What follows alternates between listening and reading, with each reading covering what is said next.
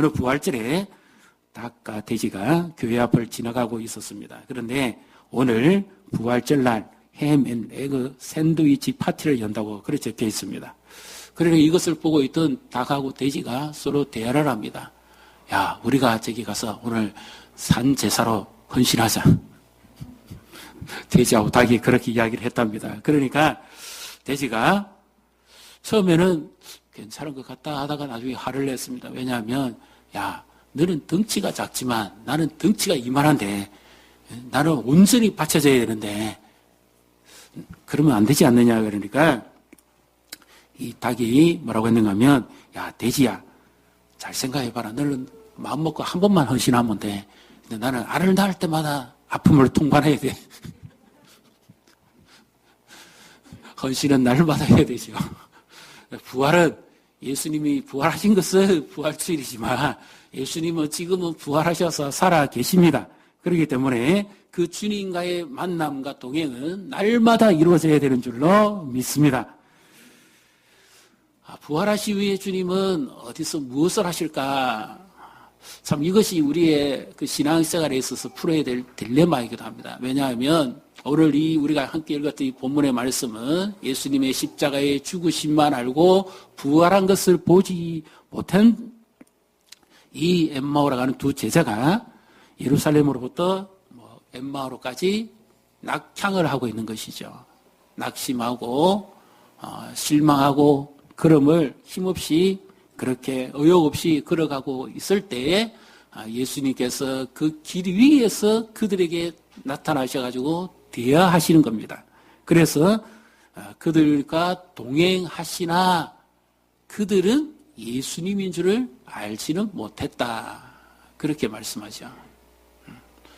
길에 가면서 주고받고 대화도 하는데 아직까지 예수님인 줄은 알지를 못했습니다. 왜냐하면 그들의 눈이 가려졌기 때문입니다. 그리고 나중에 예수님께서 식탁에서 축사하시고 그때 그들의 눈이 열려서 예수님인 것을 보게 되지요. 부활하신 예수님을 보자마자 예수님이 이제 자취를 감추십니다. 그리고는 부활하신 예수님은 어디로 가셨는지 보이시지도 않고 이 제자들이 엠마오를 가는 길에서 돌이켜서 예루살렘의 제자들이 있는 곳으로 다시 찾아와서 자기들도 부활하신 예수님을 만났다. 이렇게 말을 하는 바로 그 사건입니다. 자, 그러면 우리에게 있어서도 예수님과 동행하는 것, 이것은 참 축복입니다. 그런데 우리의 삶에도, 우리 인생에도 보면 우리가 믿음이 좋을 때는 예수님과 동행하고 우리 믿음이 좀 떨어질 때는 예수님과 동행하지 못하고 나만 가는 것 같은 이런 경우가 많이 있죠. 창세기에 보면 창세기 5장에 그 에녹은 모두셀라를 낳고 난 다음에 300년간 하나님과 동행했다 그랬습니다. 하나님과 동행했다, 하나님과 같이 했다, 하나님과 같이 길을 걸었다, 하나님과 함께 했다.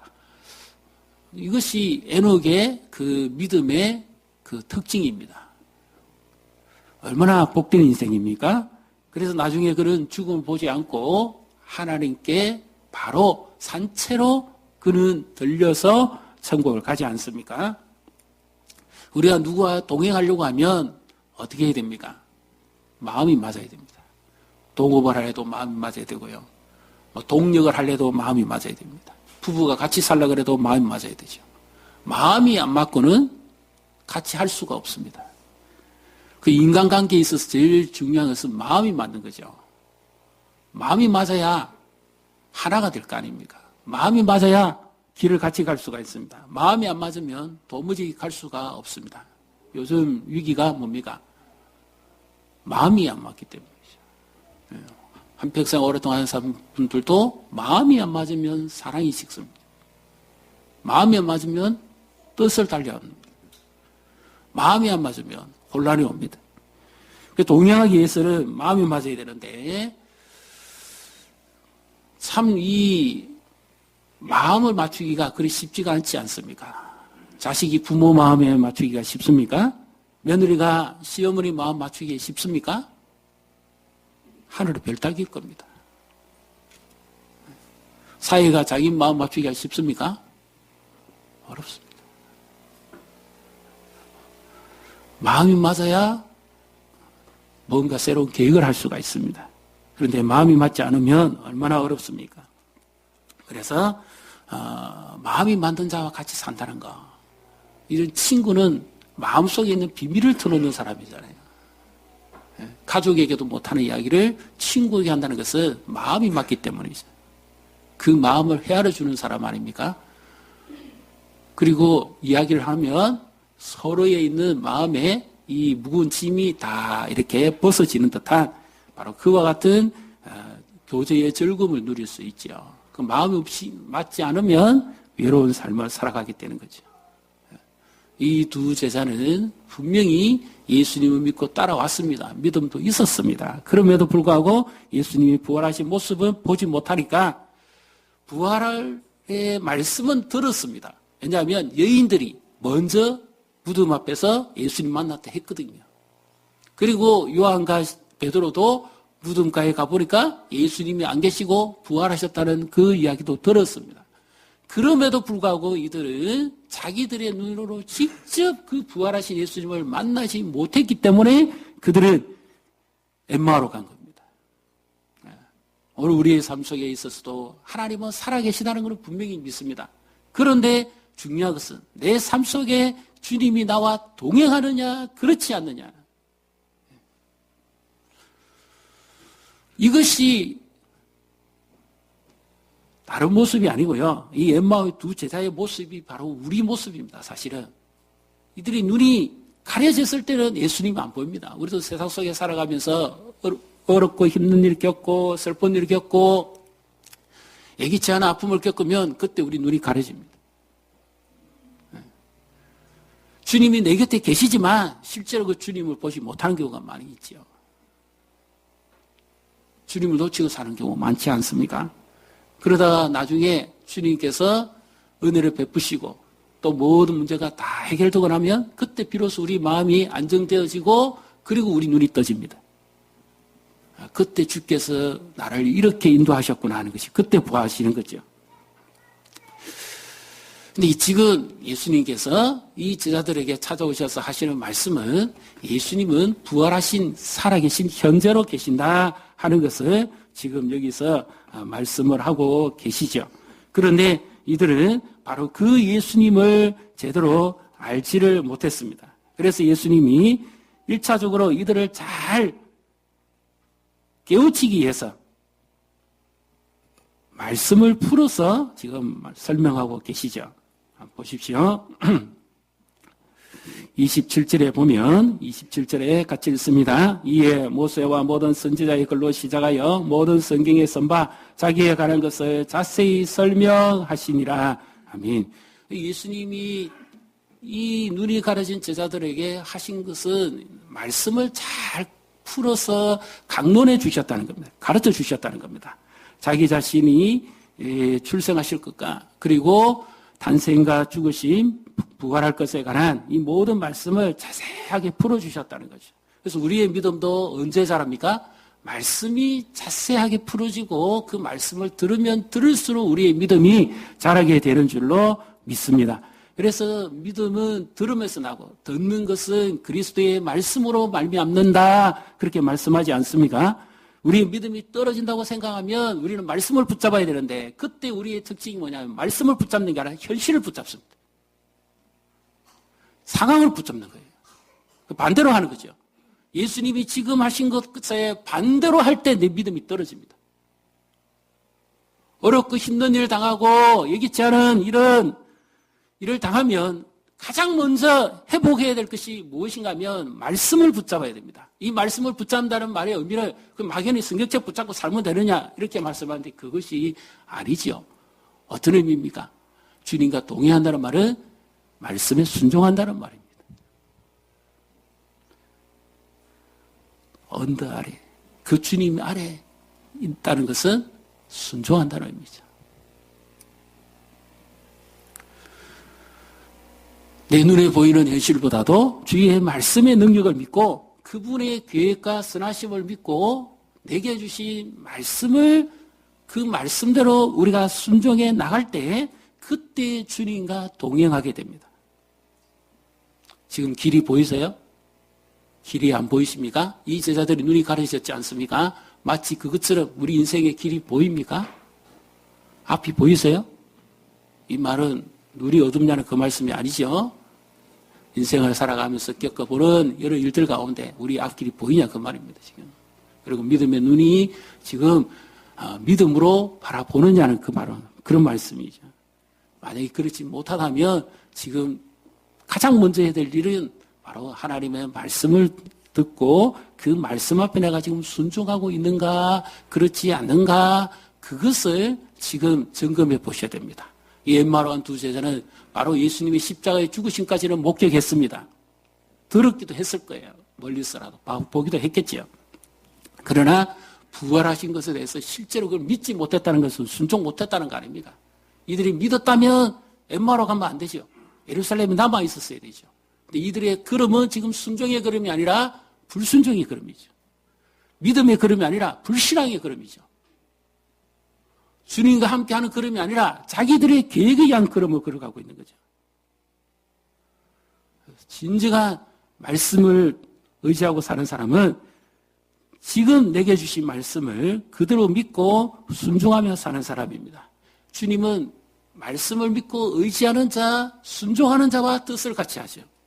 그래 동행이 될 거 아닙니까? 그런데 여기서 주님이 참 의도하신 바는 놀랍습니다. 왜냐하면 우리 사람도 마음이 안 맞고 뜻이 안 맞으면 동행하지 않는데 주님은 오히려 자기를 배반하는 사람들, 배신자들, 죄인들과 주님이 함께 하시기를 원하시는 것을 지금 여기서 말씀하고 있죠. 한번 보십시오. 28절을 보겠습니다. 28절 같이 읽습니다. 그들이 가는 마을에 가까이 가매 예수는 더 가려 하는 것 같이 하시니. 여기서 동행의 주체가 누가 됩니까? 예수님이 스스로 계속 가주시겠다는 거죠. 지금 이들이 계속 지금 엠마오로 가고 있지만 예수님은 기꺼이 찾아오셔서 그들과 동행을 하시는데 더 기꺼이 가시겠다는 거죠. 그래서 마태복음 5장에 보면 예수님이 가르치신 말씀 가운데 누가 오리를 가자고 하면 억지로 오리를 가져가면 십리를 가져라. 예수님 자신의 성품입니다.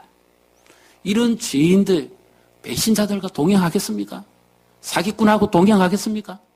동업하겠습니까? 하고 같이 동행하겠습니까? 그런 사람 아무도 없어요. 근데 인생은 속기 때문에 그 사람이 지금 몰라서 뜻을 같이 하고 동업하고 일을 같이 하지 그런 사람인 줄 알면 아무도 동업하거나 동역하거나 같이 하지 않을 겁니다. 그런데 예수님은 이 제자들이 자기를 지금 떠나가고 있고 불순종하고 있고 더군다나 배반하고 있고 배신하고 있다는 것을 알고 계시면 스스로 예수님이 더 즐거워서 아니면 예수님이 더 당연히 그렇게 해야 되겠다 하는 그런 의지를 가지고 지금 계시는 거죠. 그래서 말씀을 충분히 가르쳐 주시고 그들의 마음을 만져주시고 난 다음에 이제 또 그들이 날이 저물어 가니까 학원역이 됐으니까 이제 하룻밤 여기서 주무시고 가시죠. 그렇게 말씀하실 때도 예수님은 말로 하지 않으시고 적극적으로 들어가십니다. 그리고는 그들과 더 많은 대화를 하시고 이제 음식을 잡수실 때에 예수님께서 축사를 하시는 것이죠. 30절, 31절을 같이 읽습니다. 그들과 함께 음식 잡수실 때에 떡을 가지사 축사하시고 떼어 그들에게 주시니 그들의 눈이 밝아져 그인 줄 알아보더니 예수는 그들에게 보이지 아니하시는지라. 아멘. 식탁에서 식사하시는 것, 그러기 위해서 축사하시는 것, 이건 아주 자연스러운 것이었습니다. 그런데 예수님께서는 그 말씀을 가르쳐 주시고 계속해서 그들을 이렇게 깨우쳐 주시고 난 다음에 바로 자신의 모습을 보여주시지도 않고 식사하시는 아주 평범한 자리에서 그들의 눈을 열어주십니다. 이것이 부활하신 예수님이 그 동행하는 자들에게 주시는 특별한 은혜입니다. 왜냐하면 우리가 생각할 때는 은혜는 어디서 우리가 다 받지요? 예배하는 자리, 기도하는 자리, 찬양하는 자리, 뭔가 교회 안에서 우리가 봉사하고 활동할 때, 사역할 때 여기에만 하나님이 은혜를 베푸신다. 그리고 아까 말씀드린 것처럼 하나님의 말씀에 순종하는 자, 그리고 하나님과 함께하는 자, 그런 자에게 은혜를 베푸신다고 주로 많이 생각을 합니다. 그런데 예수님은 지금 이들은 예수님 떠나 도망간 자리에 있었고 마음이 안 맞는 사람하고 밥 같이 드신 적이 있습니까?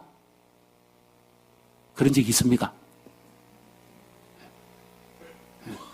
마음이 안 맞는데 정말 기뻐서 식사할 수 있습니까? 못합니다. 대부분 못합니다. 간혹 이런 경우는 있습니다. 이제 이런 특별한 케이스인데요.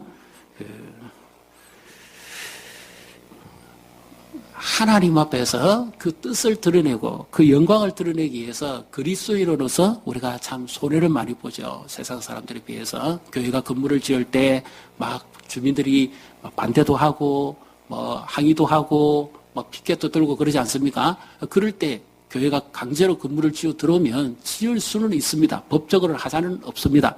그러나 건덕상 그리고 주민들의 그 마음의 불편한 심기를 안 건드리기 위해서 기다려주고 충분히 이렇게 대화가 되고 난 다음에 식사 자리에 한번 정해서 그래서 식사할 수는 있겠죠. 그리고는 그들의 마음이 좀 풀어졌을 때 이제 교회가 어떤 건축을 하든지 행사를 하든지 그럴 수는 있지 않겠습니까? 근데 이 대부분 이 먹는다는 의미는 그냥 음식을 먹는다 이것이 아니라 더 중요한 것은 하나다 하는 의미입니다. 예수님이 지금 이들과 같이 음식을 드시는 이유는 너와 나는 하나다 하는 의미죠. 그리고 이것은 언제 예수님께 주로 많이 하셨습니까? 성만찬에서 많이 하셨잖아요. 내 몸이고 내 피고 이것을 내가 너에게 새롭게 언약을 세운다 하는 바로 그와 같은 예수님 자신의 자기 헌신이었습니다. 그래서 지금 예수님께서 이 도망가는 제자들, 배신한 제자들, 어떻게 보면 죄인입니다, 여전히.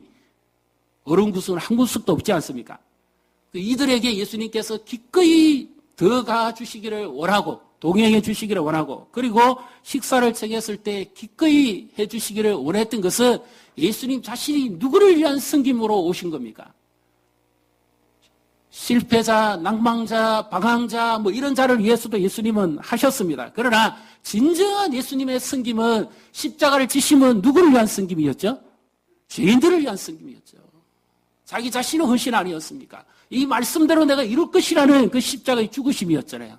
그러면 여기서 이 두 제자와의 예수님의 식탁은 어떤 자리죠? 십자가의 죽으심뿐만 아니라 내가 너에게 약속한 대로 내가 이렇게 죽었다가 지금 이렇게 부활해 살아있지 않느냐 하는 것을 지금 주님이 지금 보여주시는 거죠. 그래서 주님은 이제는 그들에게 전에 십자가 지시기 전에 하셨던 그런 성찬식으로 이렇게 하실 필요가 없고 주님 자신이 원하시면 얼마든지 누구에게든지 주님은 동행하실 수 있다 하는 거죠. 그래서 주님과의 동행을 우리가 순종하고 안 하고 이것은 일반적입니다. 그러나 진정한 동행의 결정은 누가 합니까? 예수님 자신이 합니다. 믿습니까? 내가 부족해도 예수님이 나에게 동행해 주시기를 원하면 동행하시는 거예요. 내 삶에 동행하시기를 원하면 동행하시는 겁니다. 우리 앞길이 때로는 절망적이고 앞이 보이지 않을 때도 내가 주님과 동행하기도 해야 되지만 그러나 그 동행의 결정적인 주체는 예수님입니다. 예수님이 내게 찾아오셔서 동행해 주시면 우리 인생이 새롭게 열리게 되는 줄로 믿습니다.